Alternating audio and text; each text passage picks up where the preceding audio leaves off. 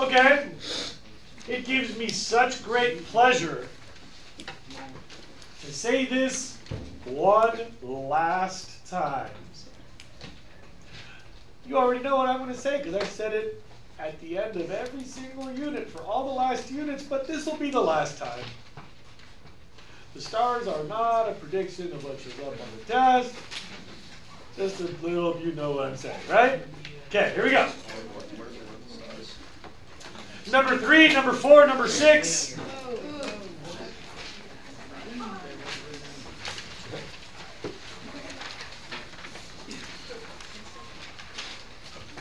That was repeated number 3, number 4, number 6.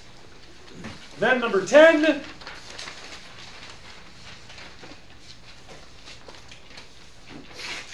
Number 12, B. 14, 15, 16, 17.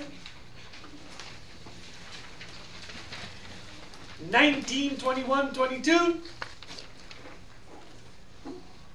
25, 26.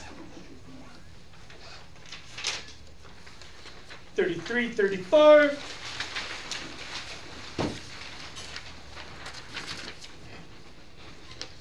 36, 37, 38.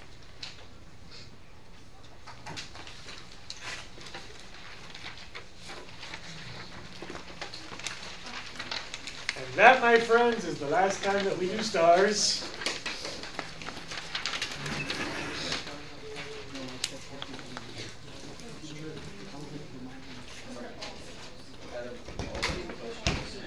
We finished 9.1 already. Take out 9.3, please.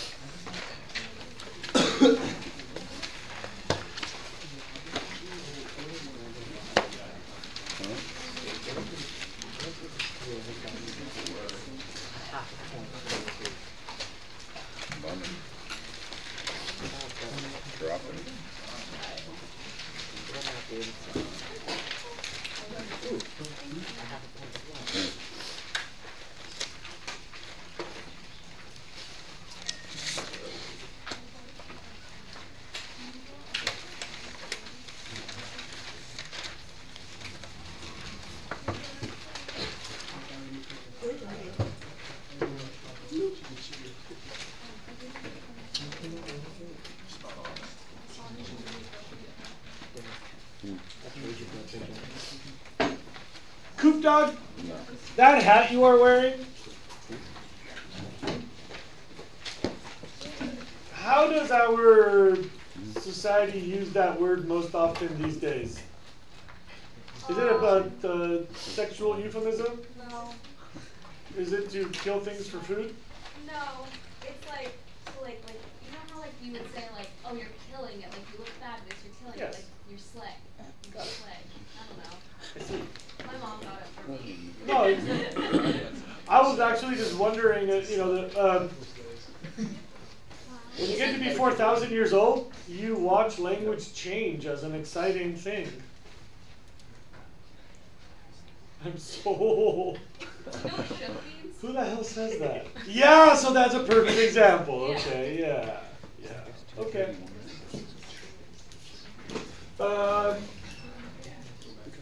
Vocab on assignment 9.3 first. There was quite a few words that students needed in my other periods. Vocab first. Ready, set, go. Oh yes, berets. Can you use NIMBY in a sentence? Yes, I can. NIMBY opposition made it difficult to cite that landfill. NIMBY is also a constituency group. So there's all those NIMBY types.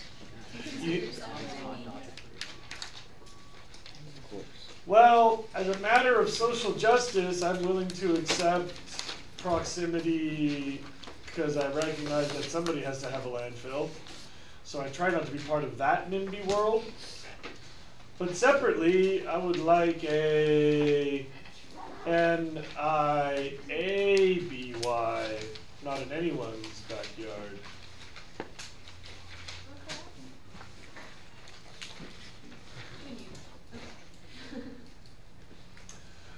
Like for nuclear waste disposal, for example. Other vocabs? Yeah. Secure landfill? I think I may have just written the wrong word. Yeah, it's supposed to be sanitary. Either that or it's a matter of security, in which case you could imagine like fences and barbed wire, but I think I just wrote the wrong word. So we should put sanitary? I think so.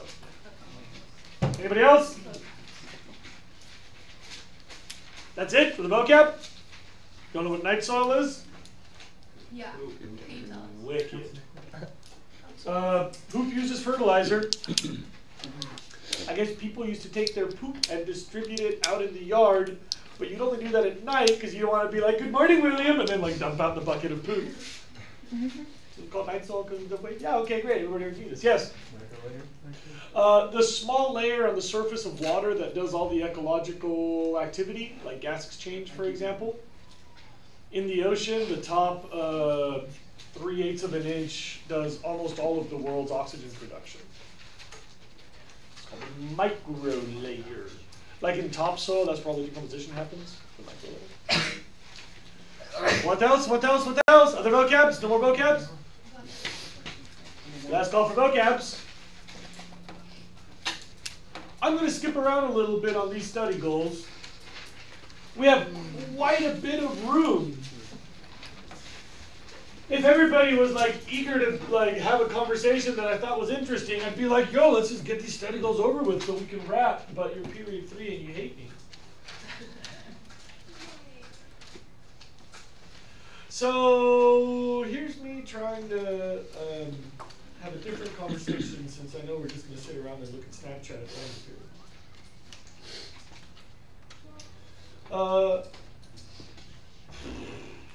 We have like a really stupid strategy as humans. If you think about our mining and our waste disposal.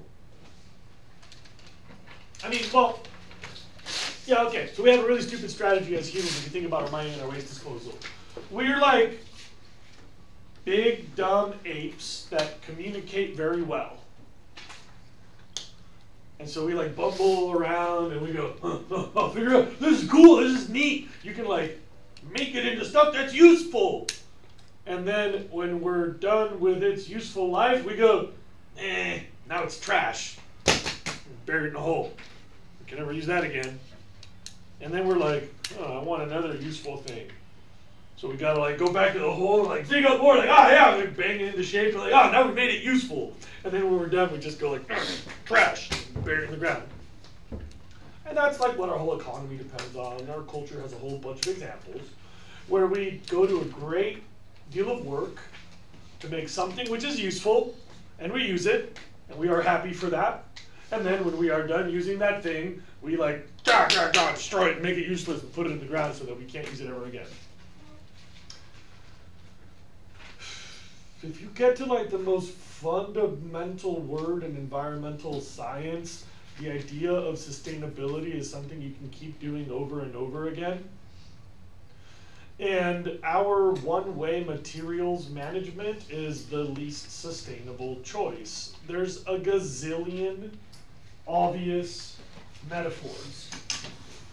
Like, what if I told you this is all the food you'll ever have, and you took some of that food and were like, I don't need this right now, I'll probably need it later, but I'm gonna use this toilet paper and throw it out. Be like, bro, that's all the food you're ever gonna have. And you're like, yeah, but I used it up. And that's pretty much the way that our materials work on Earth. If it's like, here's all the money you're ever gonna have, and you're like, yes, but I like to tear it apart and make it into fire. I'd be like, but you know you're running out. And you'd be like, yes, but you know, it's just the way things are. And if you think about it, like, all the stuff that we put into the ground usually is not going to be useful for humans again. Landfills are kind of a one-way street. we've talked about extraction last week. And like we figured out that like, oh, these things are neat because if you put them together, you can like take selfies. And then we take that neat product that can do that neat thing, and then we just like use it up and put it in the landfill where we'll never do anything with that again. That was smart.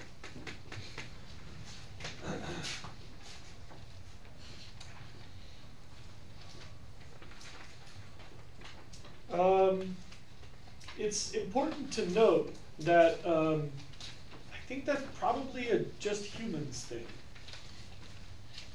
I'm trying to think of any other species degrade their resources to the point of making them useless. Like we take the raw materials that we need and we make them useless. That's not smart. Like if you watch an apocalypse movie and somebody's like, these are the only loads of ammunition I'll ever have to fight off the zombies. I was gonna like shoot them into the air to celebrate the 4th of July. You'd be like, bro, the zombies are gonna get you. It's like so obvious. And we've got like this limited little planet, and we go to great lengths to find the really cool stuff, and then we like wipe our butts with it and just bury it in the ground and go, okay, good, never gonna use that again. That one-way materials management is just nonsense, and like early hominids didn't really do that. I guess maybe they did, right? Like, you know, for like the earliest stone working, I guess if you took all the stone on Earth and made it into hammer points / spear points / arrowheads, those would eventually all chip and you'd run out of rock. But it's probably safe to assume that stone working humans would go extinct before the rocks ran out, so that's not that important. Like that supply of stone is pretty much infinite. What about all the stuff that's actually like pretty hard to get? We're using some of that up really, really, really fast. Like the phosphorus that we use for fertilizer. We're digging up the rocks to make the fertilizer to grow the phosphorus-based foods. That'll pretty much be, as far as we can tell, impossible to do in 600 years. We've got about 600 years to find another way to grow our food or to get our phosphorus. That's like a known time frame. Like we're not going to run out of stone to make hammerheads and spearheads and arrowheads, but we could run out of phosphorus someday, 600 years. You know, some of those like rare earths that we're putting into electronics, that supply is really limited.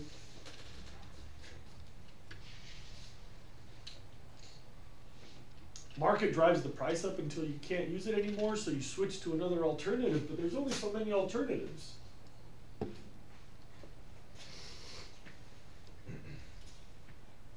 Study goal number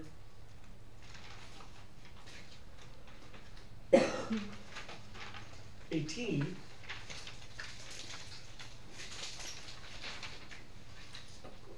What if we just canceled that idea? What if we just made no trash, no waste? I agree it's impossible, but you all realize that if we didn't actually waste anything, the planet would never run out.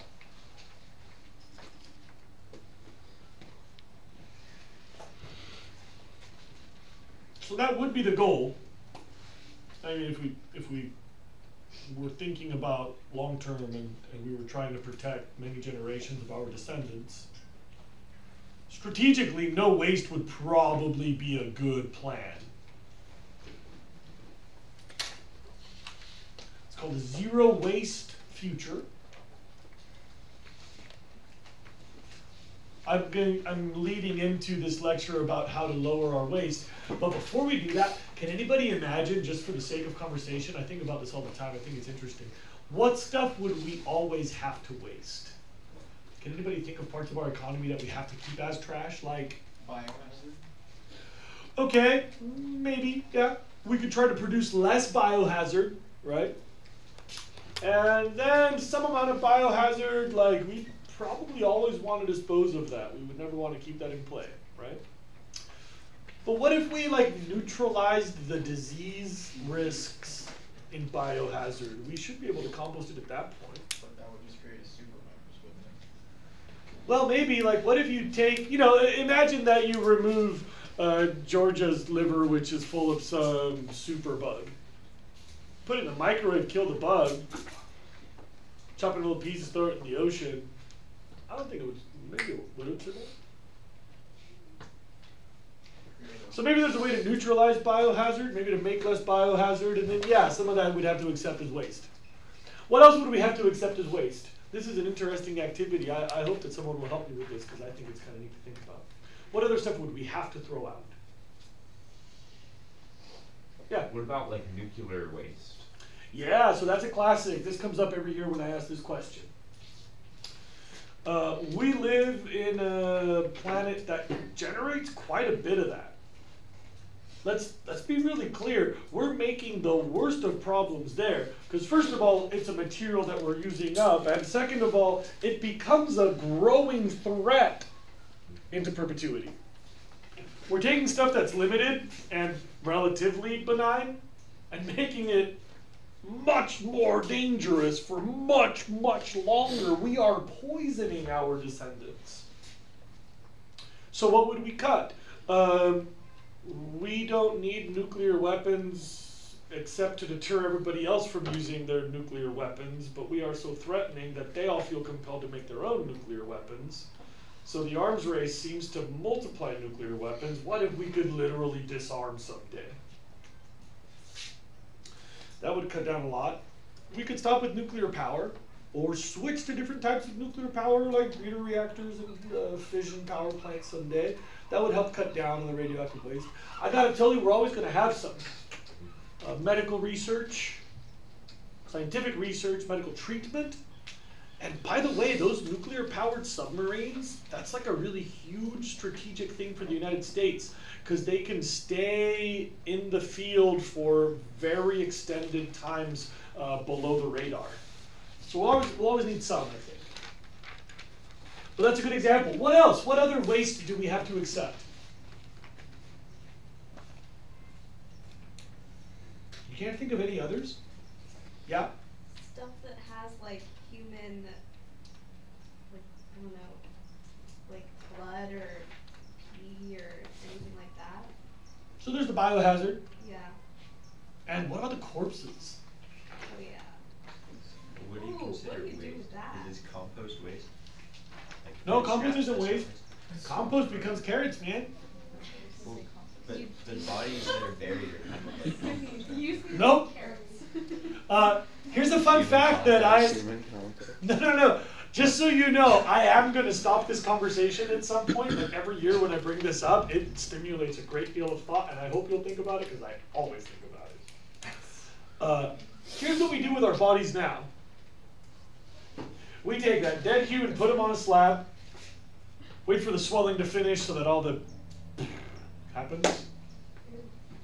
Then we take these like needles and hoses and pumps, and we go and we displace all of the blood with embalming fluid, which basically makes you into a giant formaldehyde bag so that you won't decompose from the inside. Then we cover you up in your least comfortable clothing. Usually we put makeup on you.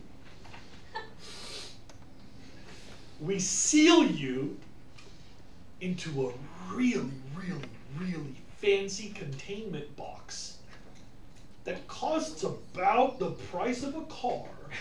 So a cheap coffin is like a cheap car, and like there are like the Bentleys of coffins that cost like a Bentley.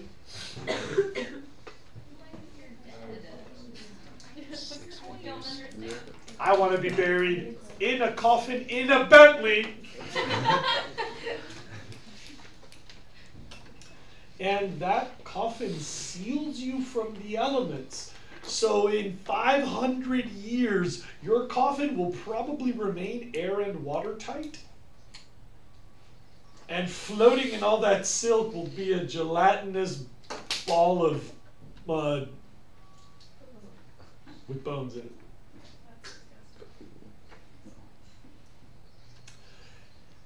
And if this went long enough, we'll probably run out of other important ingredients, but we might run out of the nutrients to build humans because they'd all be locked up in the masses of sealed up humans. You understand that we'll probably have other problems before that happens, right? But you could, theoretically, if you had solved all the other problems, you could theoretically, in like 20 billion years, find no more nutrients to grow a carrot because they're all locked up in all the humans that are all sealed in their jelly bags underground. I want to be chopped up and fed to animals. I would be willing to be exploded. I'm okay with that. If all else fails, I'd like to be chained to a large anchor and just thrown out to sea. Why? I would not want to be turned into gases, the Viking burial or the cremation, because I'm pretty sure my body's toxic. I would die with a heavy heart, knowing that some poor preschooler is going to breathe in all of my nasty funk. Who stuffed you? What's that? Who stuffed you? That'd be kind of rad, like the living room. Rah! This is my Jose pelt. The dog likes to lay on it. Can you imagine some like golden retriever, like rolled up on a Jose pelt? He really likes the back. It's nice and furry. Yeah.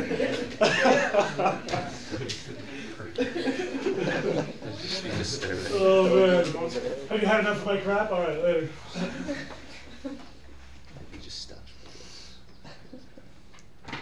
There's a lot of wacky things that you can do with your body. You can pay like $1 million or some millions of dollars to get squeezed into a small, imperfect artificial diamond.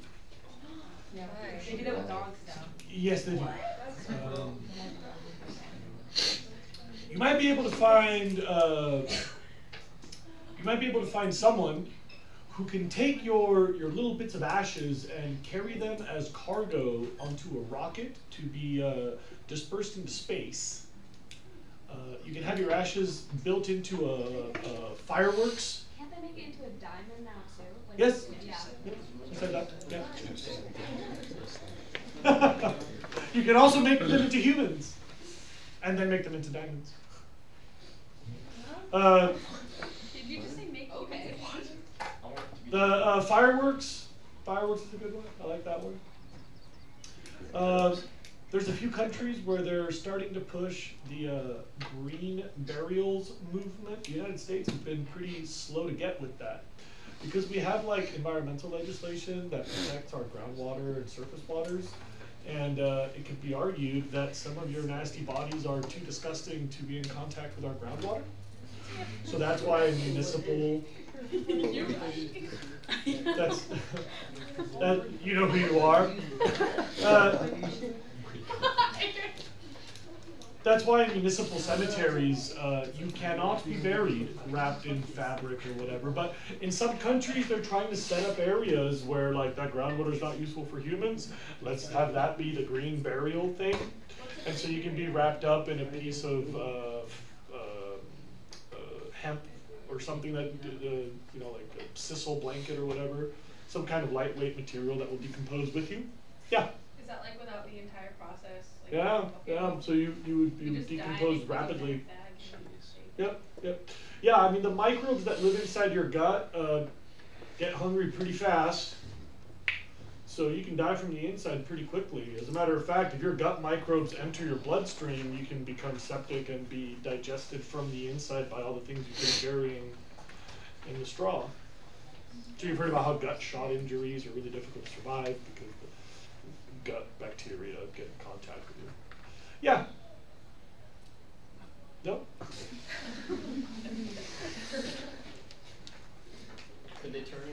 controlling it? I suppose.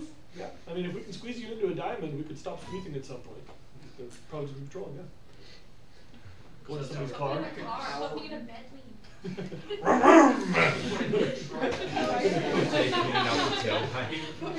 Enjoy the clouds. Now she's in heaven.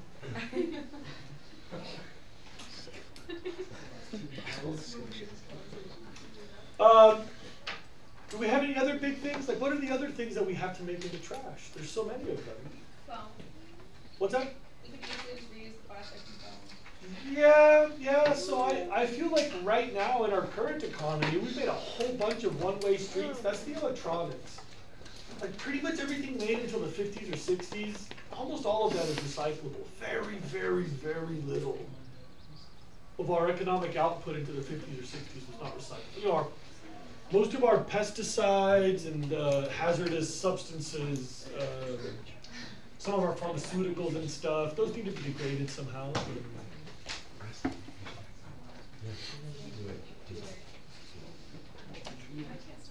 You would not believe how many days of my life I have squandered thinking about this. Like what needs to become trash and what doesn't. Yeah? What about like pharmaceutical? So there's a lot of layers of that. Like first of all, there's like surgical material / biohazard.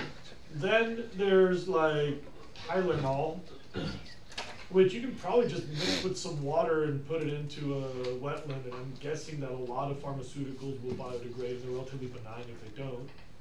But then there's a lot of medications that we really can't disassemble. There's a lot of medicines that we build that once they get into our wastewater, they survive at sea and affect like the gender appropriation of aquatic life and cause depression in mammals in the sea and stuff. Like, yeah, I know. I know. Yeah, bro. Cocaine. Yes, please. What? If we throw it away and we like secure it, that won't like get into any water streams or anything. But if it gets into the water stream, it could make fish high on cocaine. Yeah, I mean, I wonder if that'll biodegrade with microbes, but if not, that would be something that we probably want to treat as a pharmaceutical. Yeah. Go. What about just like plastics? So that's a fascinating question that I was waiting for someone to bring up. So no more talking about dead bodies. I'm closing the door on that one. I told you I would eventually. And let's talk for a minute about plastics. So here's something very interesting about plastics. They get smaller. They never break down chemically. Essentially, if you really want to fight for details, we can define plastics more carefully. But essentially, all plastic that's ever been made is roaming the earth somewhere. Most of it is just getting smaller until, get this, it becomes quote unquote microplastics, which are so microscopically small that they squeeze between the lipid bilayer ingredients of your cellular walls, and we carry a body burden of microplastics. Some of those are bad for us.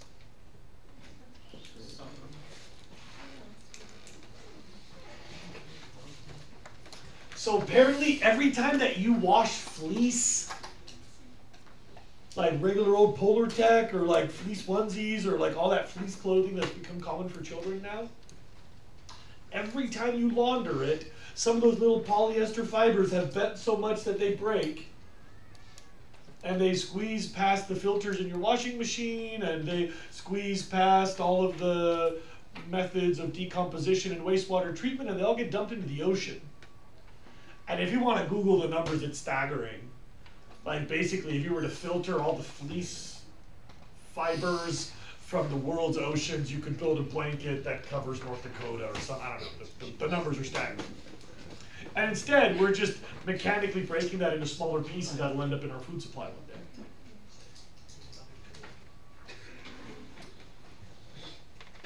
day. Let me finish with the plastics thing. There is this crazy lunatic fringe vision of bioengineered microbes that eat plastics. There's been some success in their development. Until then, all plastic ever made is still somewhere. The entire history of the plastics industry has had an exactly 100% life expectancy. It breaks into smaller pieces, but chemically it's still the same chemicals that we made. That's a truly one-way street. Yeah? Well, because like plastic's so cheap, do you think it'll ever be like economically feasible to recycle? It's a really good question. So processed plastics are usually worth recycling. The price of extracting and managing petroleum is greater than the price of sorting and reconstituting plastics. So most plastics are recyclable economically, viably. Thing is that once plastics enter the food stream, it's just not worth filtering through that big great white shark to find the 0.01 milligrams of plastic in its cells. So once microplastics exit our waste disposal, that's not worth recycling.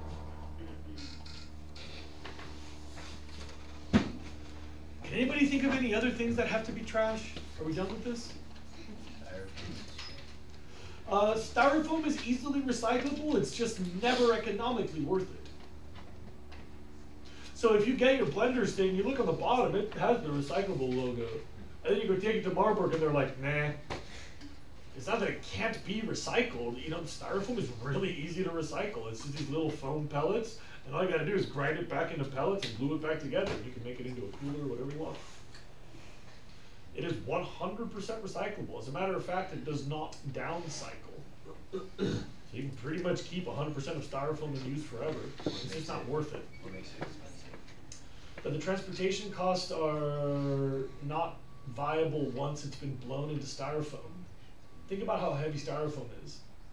The concentrated plastic that makes styrofoam fits in like a gallon. So I can get 48 billion coolers to the styrofoam factory for the price of one truck to bring 48 billion trucks worth of coolers to, it's just not worth the transportation cost.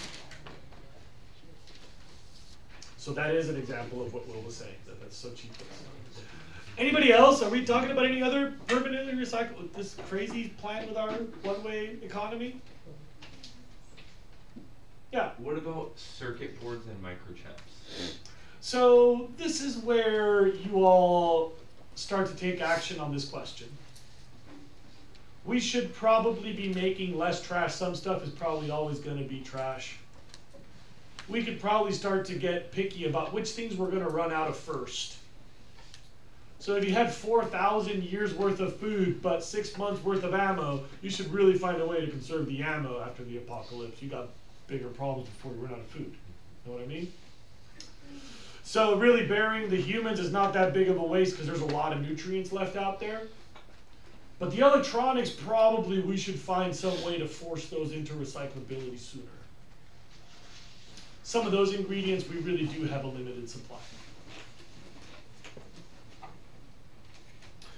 So now, please look up and double check your notes and get ready to add to your notes. Study goal 19.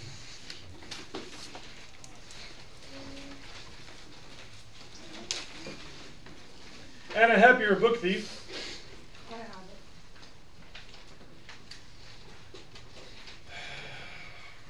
it. Abby Brabbe, can you please notify Braulio Oliveira that he's a book thief?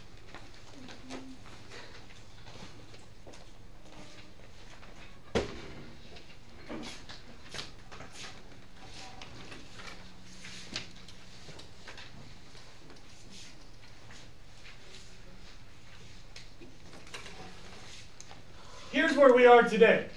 Watch this.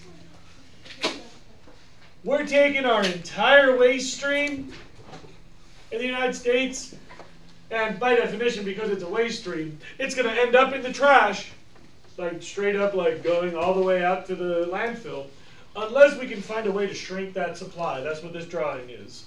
There's integrated waste management, which is a whole bunch of different ways to shrink our waste stream. Because, you know, one-way material management is dumb. Taking all the good stuff, doing things, and then getting rid of it forever is just not smart.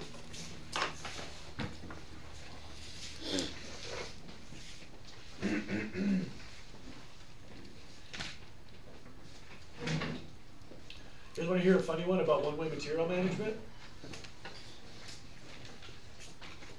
When I was young, I had really bad dental care. Rather, I had really bad dental care habits. I can't blame my dentist, I didn't take care of my teeth. So by the time I was your age, my teeth started to rot really severely, and so I've had like 7 or 8 root canals by now. I've had like 1, 2, 3, 4, 5, 6, 7, 8. I think I have 9 crowns. And when I went to the dentist, for a while they used to give me a choice. They'd be like, do you want gold, ceramic, or half and half? And I always said gold, because you got to pay for it anyway. And I thought, if I like fall off a train in India someday, at least I can pull my teeth and buy my airfare. Fast forward to a couple of years ago, one of my teeth rotted to the point where they had to just get rid of it. They're like, bro, you don't want to keep this tooth. And I was like, whatever, man, I hate my life. And so they pulled my tooth, and I forgot to ask him, dude, save me the gold. That's my gold. I paid for it. I come out, and in my intoxicated early wakefulness, apparently I got in a fight with the dentist about my tooth because they wouldn't give it to me. And they had to call my wife to get me to kick back. Because they were like, we had to restrain your husband. He was threatening the dentist.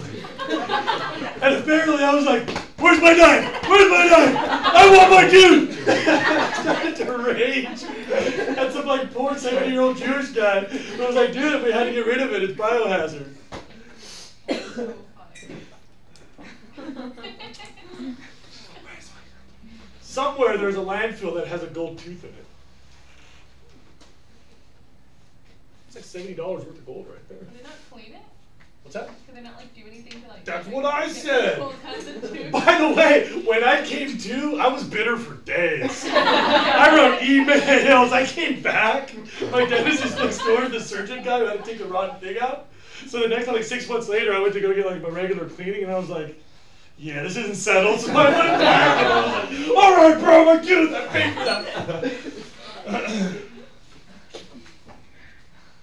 That's why I'm going to switch to Anna's dad. I think he would understand. Do you think he would let me keep my tooth? I don't know, probably. We're trying to avoid putting all that stuff in the trash. One-way material management is dumb, like putting a gold tooth in a landfill. So there's a couple things that you can do at home. And be careful, there's a distinction in terms in one of your study goals. Source reduction means to make less trash in the first place. Those are the decisions that you make before stuff is trash. For example, stop smoking because cigarette butts are all trash. That's source reduction. You're reducing at the source, which is the moment you bought the cigarette.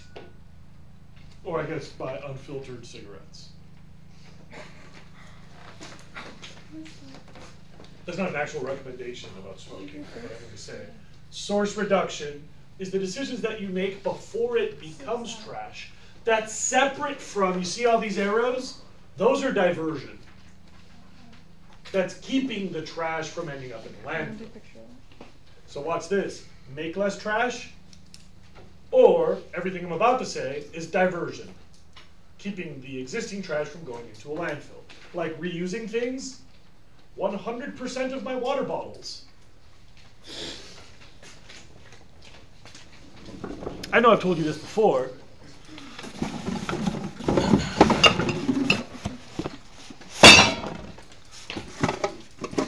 "100% of these were from trash. I don't know where Footloose Sports is. I never buy these. I think that they're dorky. I guess these could have been recycled. Some student left this here. I pulled this out of my trash here.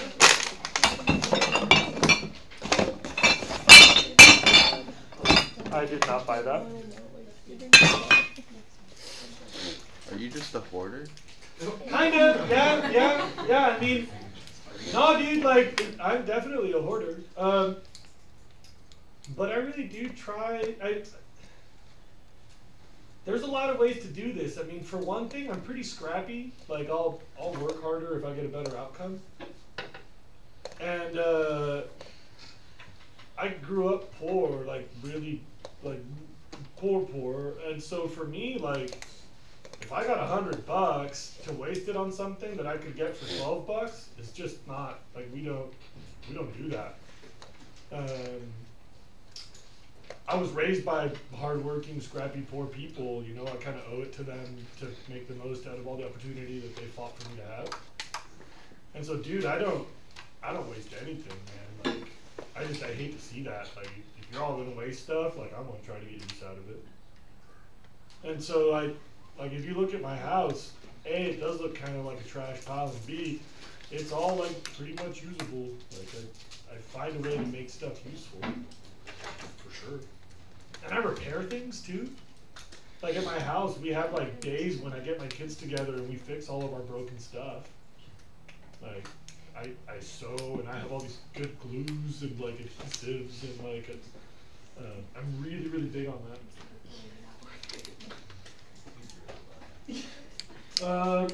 Okay. So you can reduce stuff, or you can reuse stuff. I guess we should probably say repair stuff too. Then please look up, that says systemically, like at the municipal layer, your waste stream can be shrunk down by programs that exist in your community. Like, somebody usually has to set this up, like a recycling center, a mulch or a compost program, segregation of hazardous materials and e-waste, which might end up in a disposal method somewhere, but at least it's not in our landfills for other reasons. Or like the salvage and disassembly. Like, think about junkyards. I think it's a beautiful thing that in our society, cars don't usually get junked. Like, when you can't use the car anymore, someone will buy that and be like, oh, I can take this headrest for $10 and put it in a new car. Or like, I'm going to take like the brake thingamabobber off there and put it in this other car. Like, it's kind of cool. Yeah. The thing about e-waste, if it's just sitting in a pile anyways, why don't we just put it in regular landfills instead of just like all together? So the reason that we don't do that is a lot of our e-waste is inherently hazardous. Electronics are toxic. They're not toxic to you just living in your pocket. Like, you can even lick the outside and you'll be okay. But if you were to break this up into little pieces and pour it over pour some hot water over that, and like add a few acids to that water, and then drink that water, that would be poison. And so whatever we put into a landfill is going to interact with our water supply. Any water that gets into that, we're going to have to clean.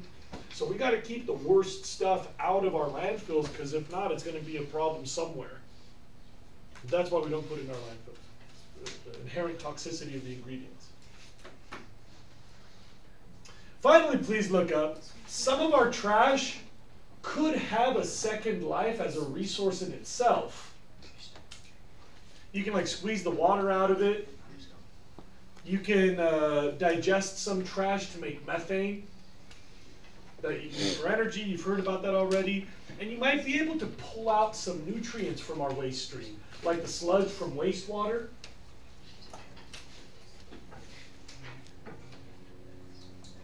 I've got some numbers for you. I'm going to skip around for a second. Look at study goal number 20.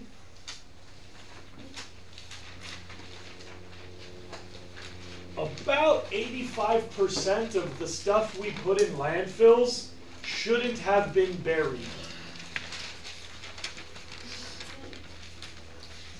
85% of our landfill volume should not have been buried. Because the 5 most common things in the waste stream are paper, yard waste, food scraps, plastics, and metal. In other words, of the American waste stream, 60% is biodegradable, 25% is recyclable. Like just using our current technology. That's not like doing anything new. That's just somebody being like, wait, don't bury that. Like, there you go. 60% is biodegradable, 25% is recyclable. That's a big percentage of the stuff we're spending money to bury. Yeah? What do you mean by yard waste? Is that like the bad parts that you can eat in food or like? Grass clippings, people cutting down their bushes or whatever. Okay. So Yeah, plant material. yeah. Yeah.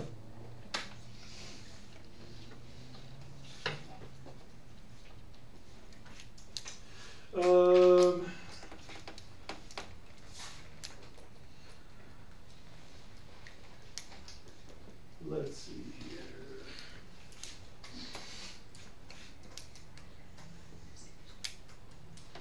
Right now we're putting a full 85% not trash in with the trash. Yeah. Jose, back to the yard waste. Yeah.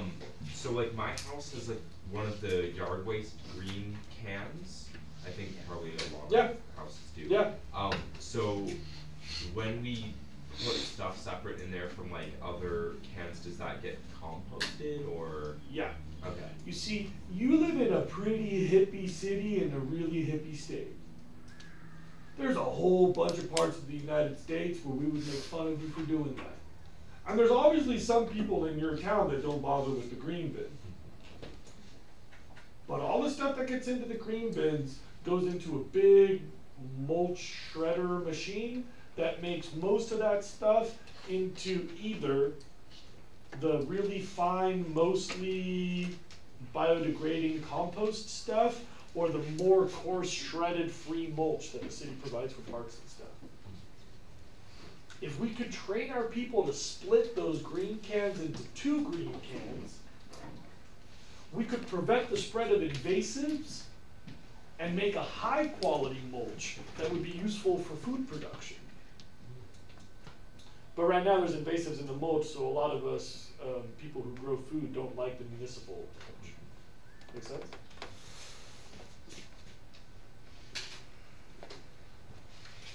Once it's in the landfill, there are laws in the way. Please look up. Your oppressive, thanks Obama government, requires 5 things from our landfills.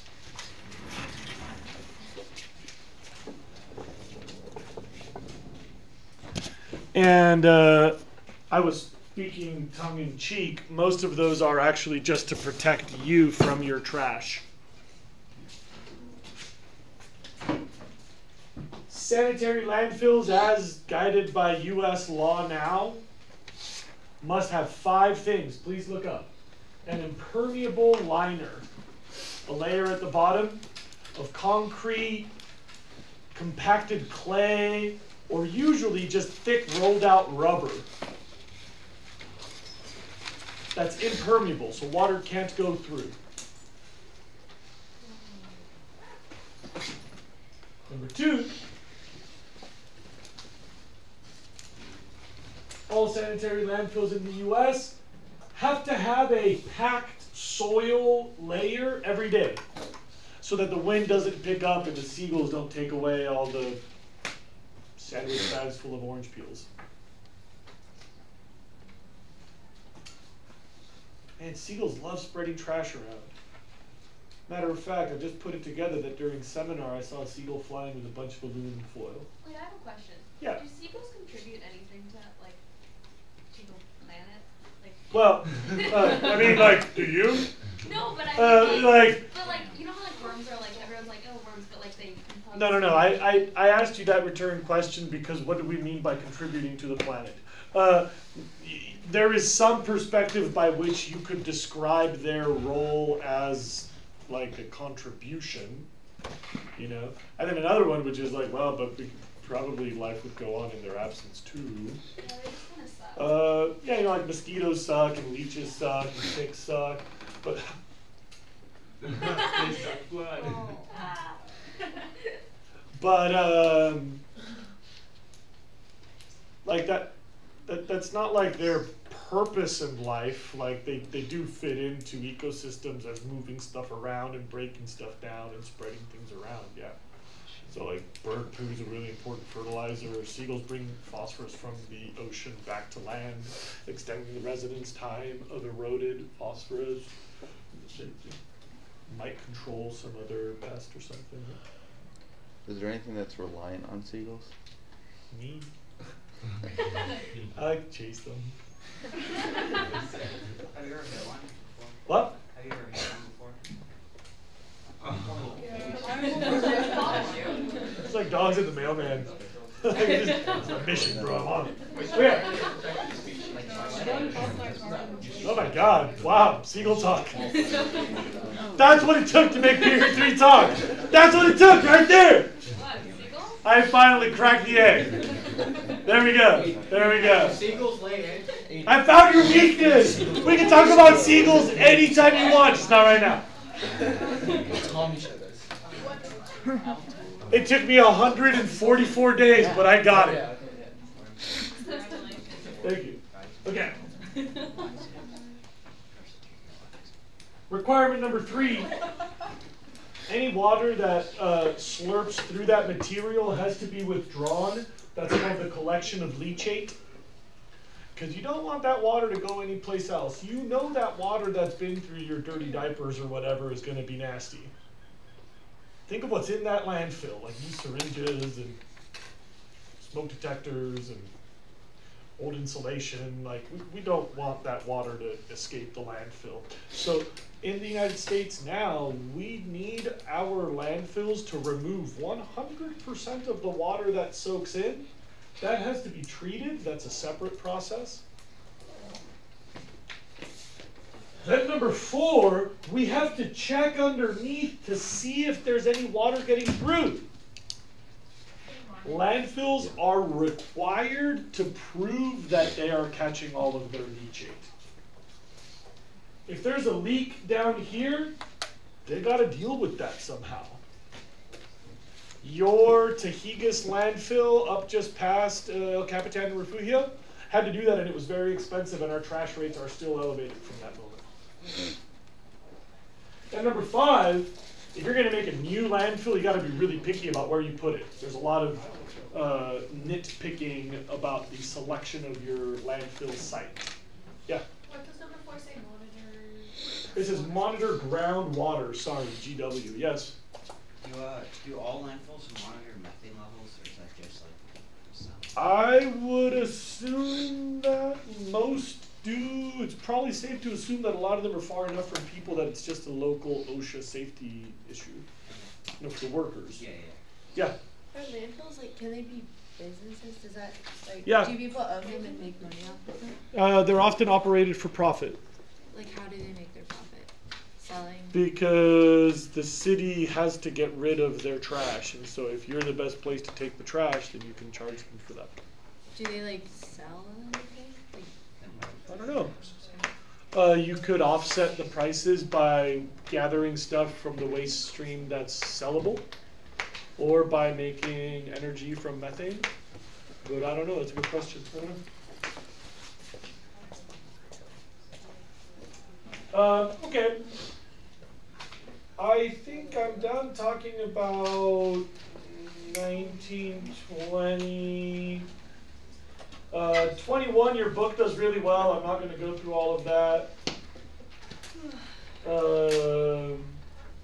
22 and 23. I'd like to tell you a little story for number 24.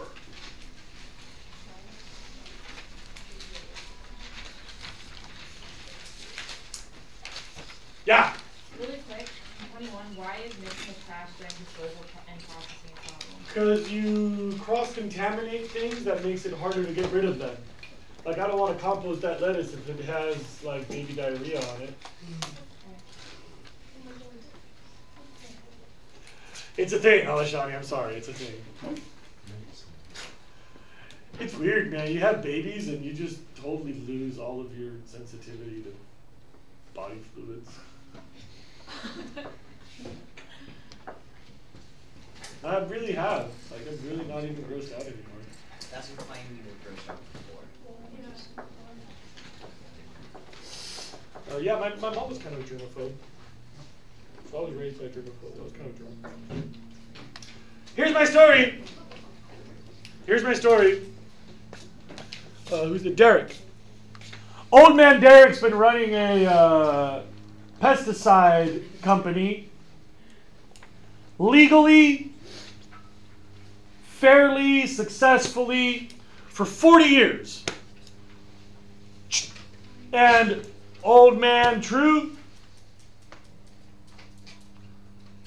in his last days of winding down the pesticide company, dies in his sleep dreaming of whales.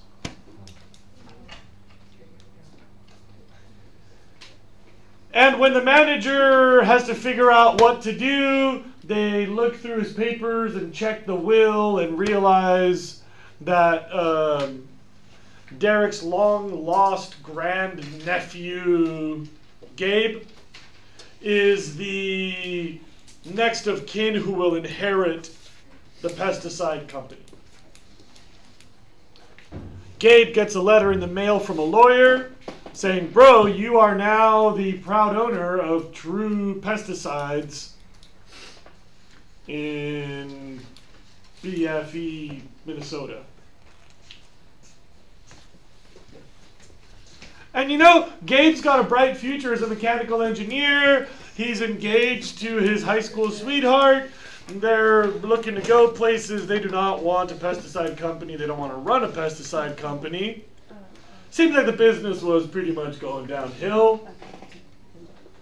So Gabe calls the manager and says, yo, I just need you to wind down operations. Let's put the factory on mothballs, pay everybody a good severance, and let's move on. 30 years later, he decides it's really not worth it trying to pay the property taxes on this old factory anymore. It's all boarded up. It's become like a place for the local delinquents of BFE, Minnesota, to go party and impregnate each other or whatever. So he says, you know what? I want to simplify a little bit, focus on my career. So he donates it to Mayor Davis Kim of BFE, Minnesota. The mayor says, we want to thank the True family for their kind-hearted donation. This large chunk of land will become useful to the citizens of BFE, Minnesota. We are going to hire Martin Contracting to bulldoze the old factory, scrape up all of the parking lots, level the land, and build a beautiful new high school where Principal Miranda is going to do her best to educate heathens of BFE, Minnesota. For years and years, she does her best with her shiny spanking new school. Until some researcher named Gavin notices that the children of BFE, Minnesota have shockingly and mysteriously elevated incidence of rare cancer. Spends a few years getting his PhD doing research, and they discover that the groundwater that is accessible to the school is polluted by a variety of toxins which can be traced back to leaking barrels from the old factory. The citizens of BFE, Minnesota demand justice for their sick children.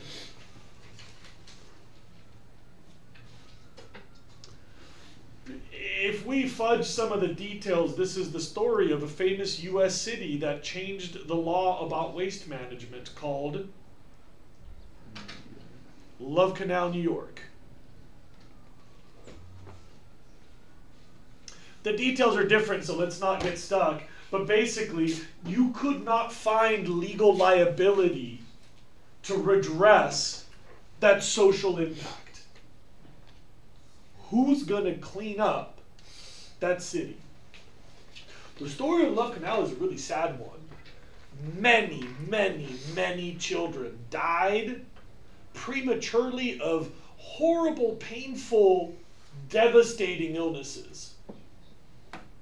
It's a real stain on American history. And nobody had to pay. Nobody could pay. The people of Love Canal, the ones who could, moved out. They said, screw it, I'm out of here. Pulling up my roots, sell my gas station, I'm gone. Until basically you're left with a ghost town of people who couldn't afford to leave because they couldn't sell their houses, because who the hell wants to buy a house in some poisoned ghost town? There's a quirky historical turning point. The PTA of Love Canal High School, or whatever it's called, had organized like a political action group that demanded that the federal government help them. And the state was like, sorry, we got no money. And the district was like, we got no money. And the contractor is like, not my fault, my business is gone. And the True family is like, how would I know? My grandfather died, I had no idea what's going on here. So nobody could pay for these kids. The community organized. They held like a big meeting at a PTA mom's house, and like the New York senator or something showed up at her house, takes a bunch of pictures for the press, says, we're here to fix things. American government, we got this. He walks in, shakes hands, and the house mom walks out and goes, hello to all the gathered press and to any Americans who are watching. Please know that we are desperate, so I'm sorry, but we've kidnapped the senator. Thank you. And she like walks inside. Oh, I think she said, don't come in, we're harmed, or something like that.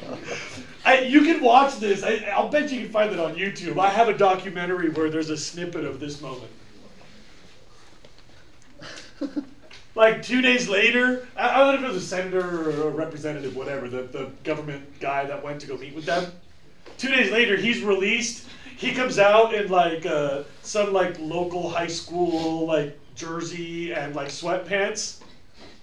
He's like, I just want to tell everybody that Miss So-and-so makes the most delicious pie, and I had a really nice time hanging out with their family, and we really do have to come together as a nation to do something for these people. So, study goal number 24.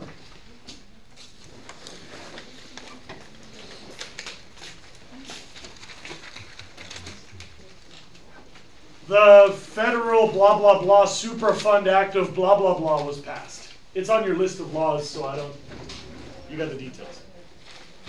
Quiet, Sean. The Superfund was a tax placed on the dirtiest industries, just in case they created pollution that wasn't someone else's problem.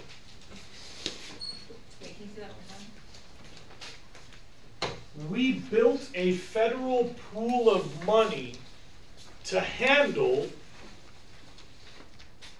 abandoned sites that are bad for the public.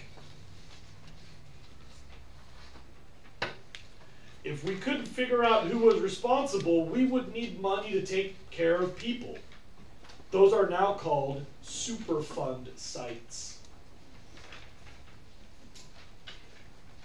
If the site is so hazardous that the public health is threatened, we rank them, and the federal government is at all times cleaning up the 5 dirtiest until those are clean, and now we move to the next.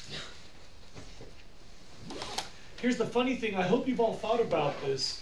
You can't bust someone for a crime they haven't committed. You understand the dangers of racial profiling, like, you look like a gangster, so I'm going to lock you up just in case.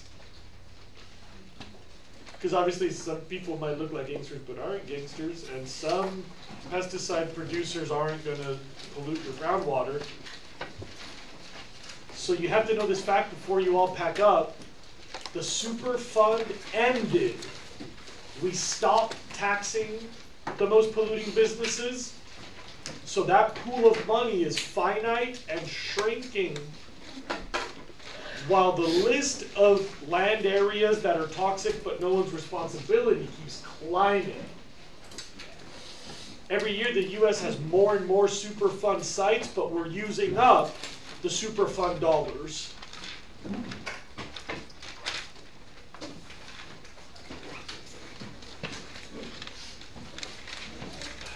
Thanks for sticking around. I think the rest of the stuff is obvious in the book or in the reader or in the movie notes.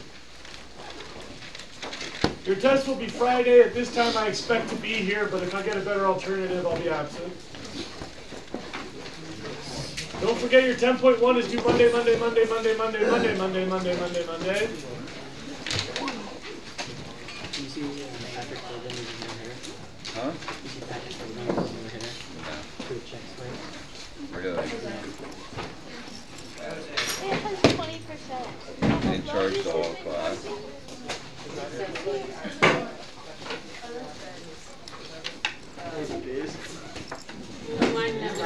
It's been charging since the beginning of seminar. Really? Yeah. What? How many episodes tonight? No. Hey, track me. They got it wrong. Wait, show me.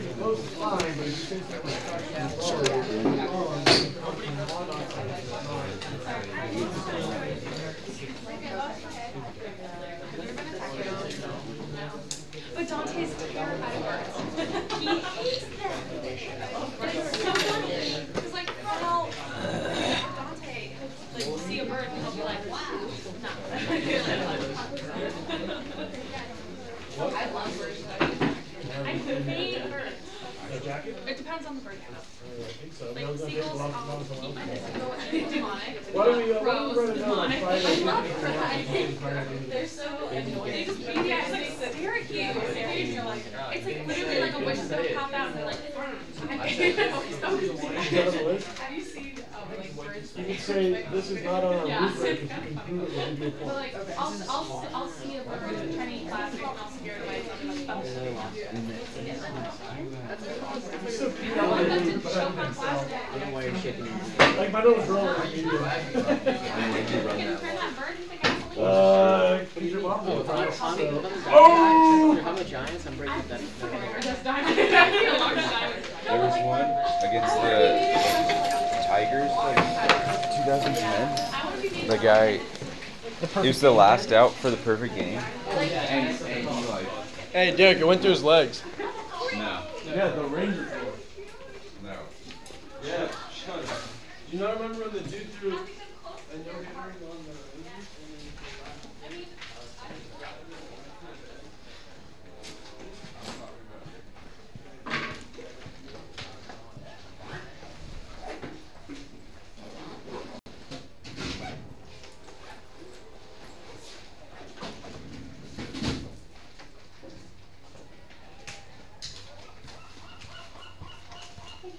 Yes, bye-bye.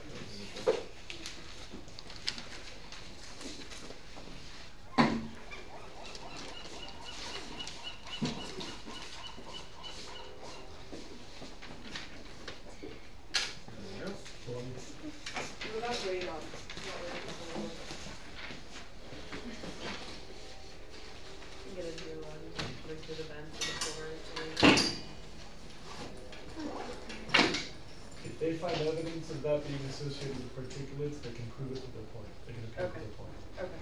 Say appeal if you can find evidence of this approach. Okay, perfect.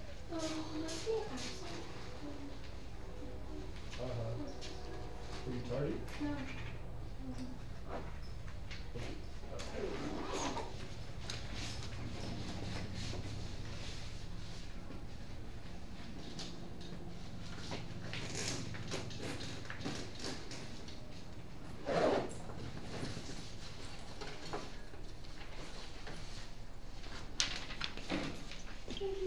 Bye bye.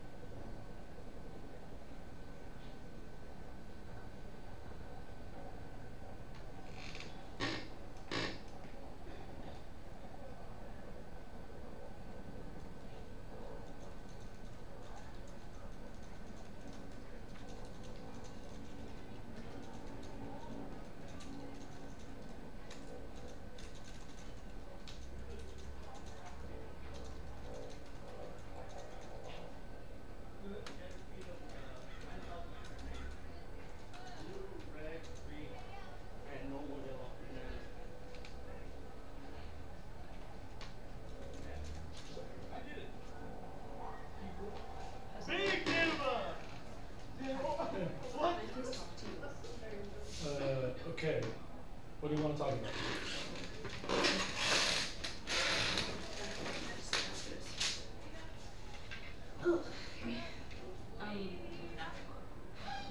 I wanted to apologize for going against No problem. Okay. but I'm kind of like desperate at this point. Okay. I'm like not doing well in your class again. I'm very stressed out over it. I am really relying on trying to do my best during the end of the year project. Good, yeah. I made like for some reason I don't test well, like especially in your tests, no matter how much studying I do, no matter how much tutoring I do, I always end up like failing your unit tests. Okay. And so I thought like, okay, the best thing here is just to get everything in, assignments, just get them all, get the credit for them, like get them in on time.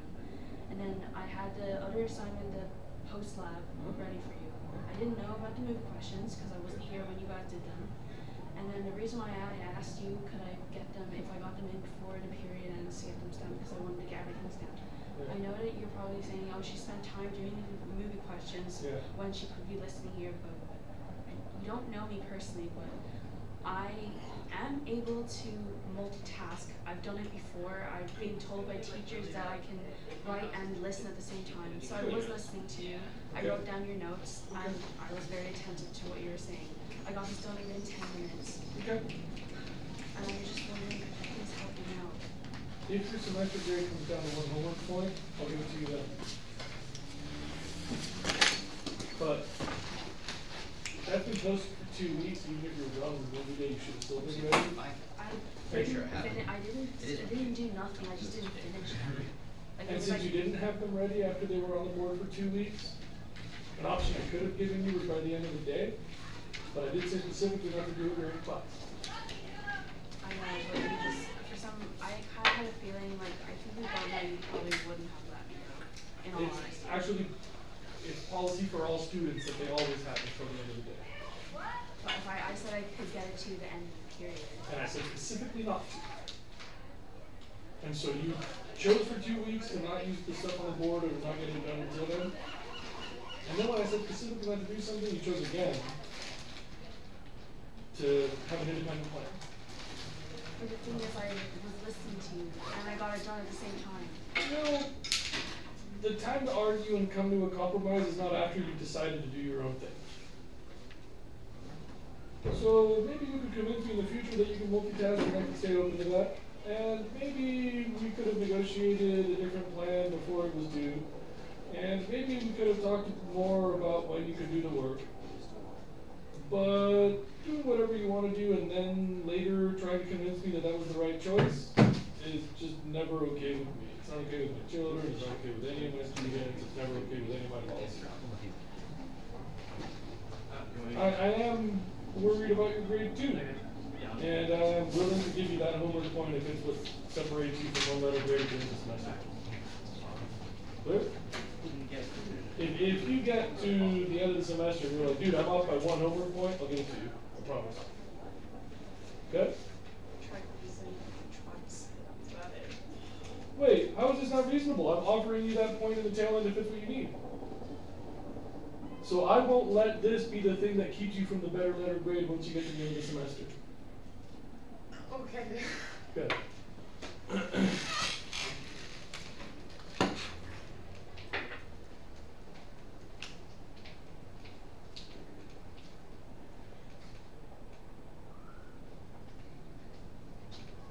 What's going on, Jose?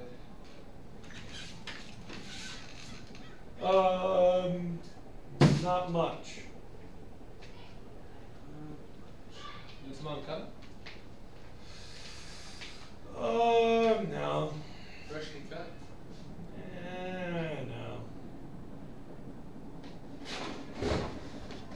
Thank you, but I gotta run to a meeting for a student who's in trouble. Okay. In trouble how? Like? Oh, her grades are just horrible. Ow! Ow! Is that your kid or what? Oh, it's really, it fell on my head and scratched me. No, it wasn't something weird. So you probably want this knife? I should walk out with it. Allowing a student to use a weapon in class, as Are you legally allowed to have this? Not really. There's like some really rascally legal distinctions that are tough to parse. So I think most people would probably not want a teacher to carry a knife. But guns are fine? Separately, well, for some people, yeah, but I think, around here, like, well, members of the school board have seen me with it, superintendents have seen me with it, all the principals, assistant principals know I have it, and I've even handed it over to them for them to use at times. The distinction would be who classifies it as a weapon, because there is a discrete thing in my contract that says I'm not allowed to bring weapons to school. Technically, the legal definition of knives is like under 3.5 inches, folding blades are not weapons, and that's 3.49 inches or whatever. So it's made to get under that definition of weapons, and so I assume that the people who've seen it either consider it a tool or trust me enough that it's not an issue. I'll bet you if somebody really snaps, I could be forced to not have it at school. But honestly, like, I've worn a knife ever since I was your age. It's just kind of like Wouldn't you technically need it for your activities down there? I've always, like whenever some other teacher points it out, I'm always like, dude, I use this every day for a million things. For school-related purposes. Yeah, but this is the learning tool. And the truth is, I probably don't need it that much. Mostly, I use it to cut my leftovers. I don't have a napkin. You want me to salt the blade? Thank you. Oh, you like that? Okay, thank you.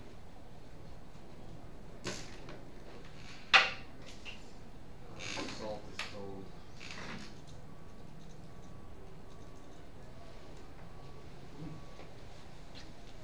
Do you know anything about the science portion of the new testing that we're doing?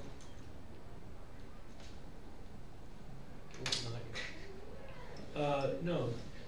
I know it's a new test, and I know that those scores are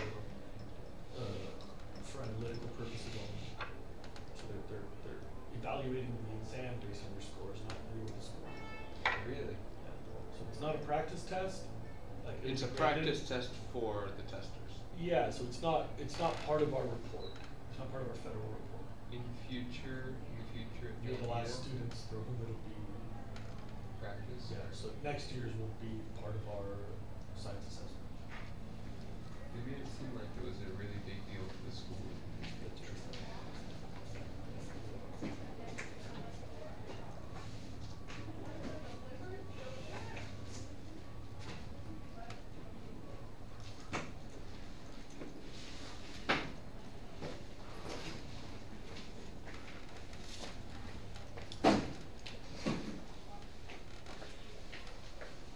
Lucas, how goes the tennis?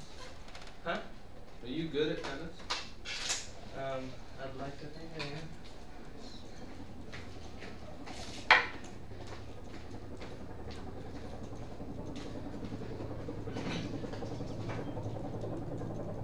Ah!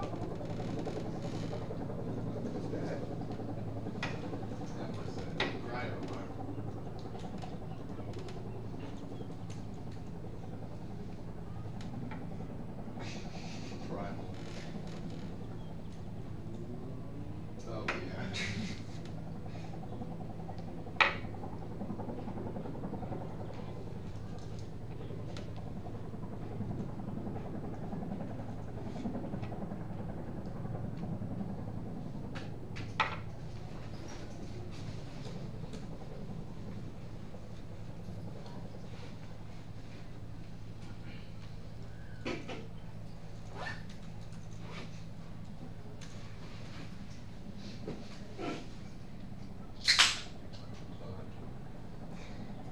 yeah. Sorry, I was on Reddit again. A nasty Reddit hat again, man. You do. Again, Oh, your numbers.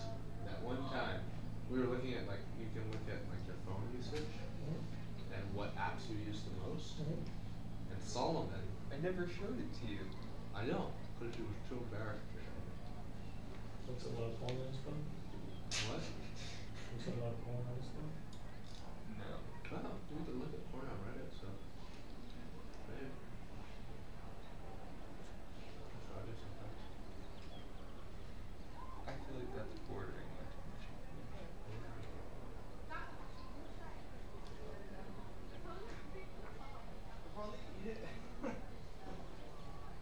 Oh. You can now see how good your phone battery is doing. Really? Oh, it's the new OS, the new OS.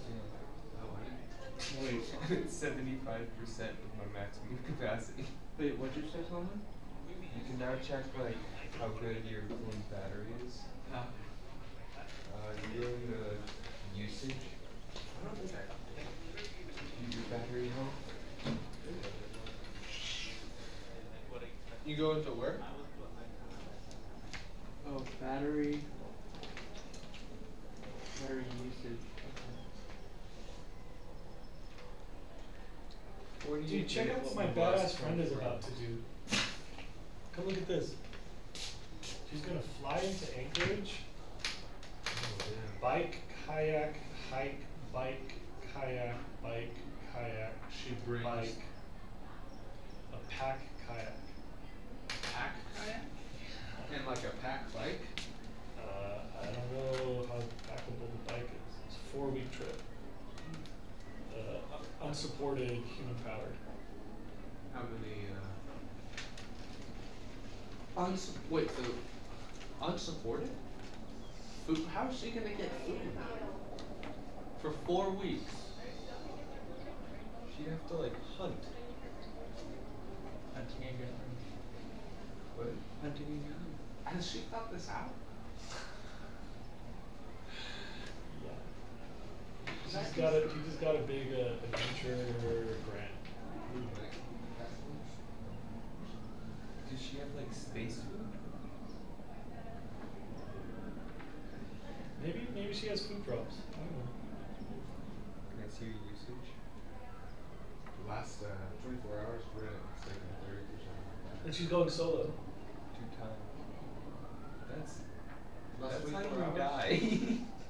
24 or 7? She has a baby. Either. She's not bringing the baby. She has a husband? She had a husband. I don't know if she still She has. hasn't She had kept it. his last name at least. She still has his last name. Last 24 hours or 7 days? Either. 1.5 hours on screen, 22 minutes in background. It's a fundraiser. It's a fundraiser to get girls on bikes. She won the Kyle Dempster Award to fund it. What about you? What about you? 40% is off pavement. On the bike? That's what we used to do. At middle school, we would do like almost 100% of the ride. But they fed us. 1,090 miles on Alaskan roads, 40% of those off pavement, plus 260 miles on the Yukon, Nenana, and Susitna rivers. Wait, tell me. The last 24 hours, how much credit? 1.3. Hours? In the last 20. What about the week? Dude, that's so rad. Dude, that is just so rad. What kind of bike is she using? I don't know, it's probably in this discussion. Here, I might be able to tell you because she's got a bunch of sponsors. Specialized? Oh, nice. That's the kind of bike I have. She's got an alpaca raft, hyperlight mountain gear, black diamond gear, 4-leaf alcohol, pro bar, La Sportiva, seal skins, duct tape, then beer. Duct tape and what? Duct tape, then beer, which is a brewery. There's a Reddit I thought community. you were listing her material, Like supplies, duct tape and beer. There's a Reddit community called Ultralight, which is for people who like weigh everything and Yeah, try that. yeah. Yeah, my base weight is under 10 pounds for most trips, and I can get under 12 for winter. Yes. Remember when we did that one and my backpack was like 60 pounds or something? With Andrew. But you guys I carried the pots in the pans. So I my had back all didn't of the get rice and like quinoa, and grains are really heavy. Looks like you carried the water. Yes, to be a snow. I don't remember that. Re-sig. 2 8.